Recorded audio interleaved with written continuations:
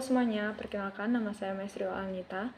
Di sini saya memiliki tugas untuk menganalisis sebuah buku, di mana buku yang akan saya analisis berjudul Pengantar Politik Hukum Pidana, karya Dr. Maroni SH M.Hum.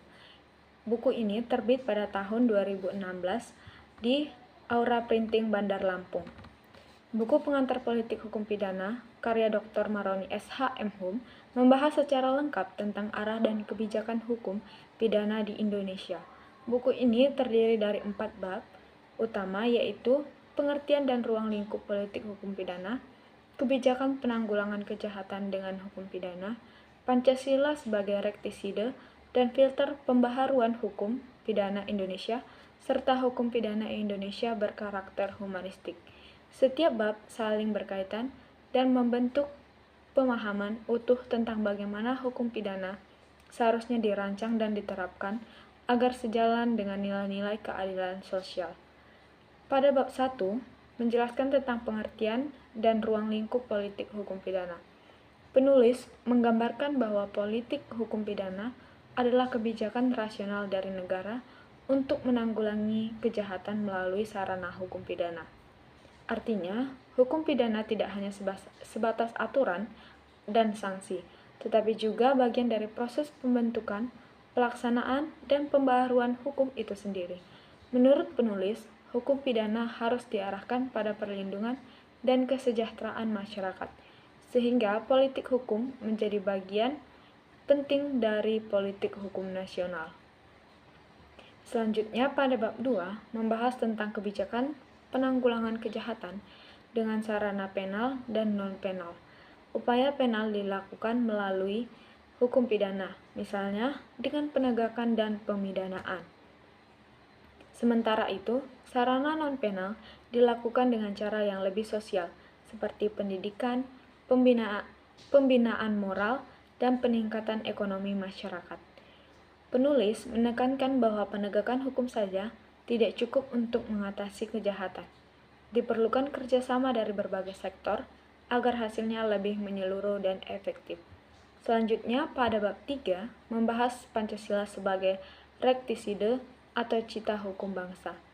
Dalam bagian ini, penulis menegaskan bahwa Pancasila bukan hanya dasar negara, tetapi juga menjadi pedoman moral dan nilai dalam pembentukan hukum pidana nasional. Nilai-nilai seperti keadilan, kemanusiaan, dan kesejahteraan sosial harus menjadi dasar dalam setiap pembaharuan hukum. Dengan begitu, sistem hukum pidana Indonesia memiliki identitas yang khas dan tidak mudah terpengaruh oleh sistem hukum asing.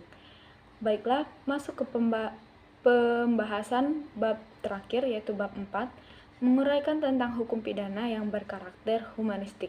Penulis ingin menekankan bahwa hukum pidana seharusnya tidak hanya fokus pada menghukum pelaku kejahatan, tetapi justru memberikan kesempatan untuk memperbaiki diri. Hukum yang humanis berarti hukum yang melihat pelaku sebagai manusia, bukan sekedar objek sanksi. Pendekatan seperti ini sejalan dengan gagasan hukum progresif yang menempatkan manusia sebagai pusat dari keadilan hukum. Dari keseluruhan, buku ini punya banyak keunggulan. Penyajiannya rapi, bahasanya jelas, dan mudah dipahami, terutama bagi mahasiswa. Penulis juga berhasil memadukan teori dengan nilai-nilai Pancasila, sehingga pembahasannya terasa relevan dengan kondisi Indonesia.